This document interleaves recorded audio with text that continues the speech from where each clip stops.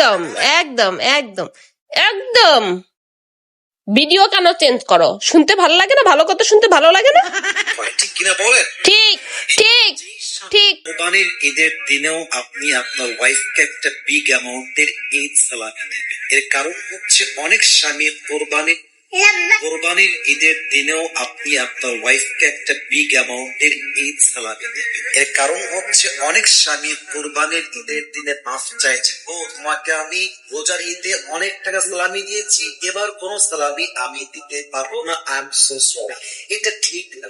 আমার মনে হয় ঈদের চাইতে কোরবানির ঈদে আরো হওয়া দরকার। এই জন্য চুপচাপ শোনো। কোরবানির ঈদে প্রত্যেকটা ওয়াইফকে আরো বেশি খাটতে হয়। ঠিক কিনা বলেন? ঠিক ঠিক ঠিক ঠিক ঠিক। সামর্থ্য থাকা সত্ত্বেও তার বউকে ঈদ সালামি দিতে চায় না, আমার মনে হয় তার চাইতে একটা হার কিপটা আর কেউ হতে পারে। একদম একদম একদম একদম ভিডিও কেন চেঞ্জ করো? শুনতে ভালো লাগে না? ভালো কথা শুনতে ভালো লাগে না? ভালো লাগে না? সালামি দাও। সালামি দিব কালকে, আজকে গায়ে।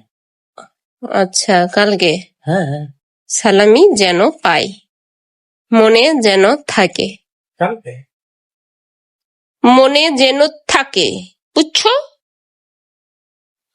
আরেকবার শুনো ভালো করে। কোরবানির ঈদের দিনেও আপনি আপনার ওয়াইফকে একটা বিগ অ্যামাউন্টের ঈদ সালামি দেবেন। এর কারণ ওকে, মনে থাকে যেন বস।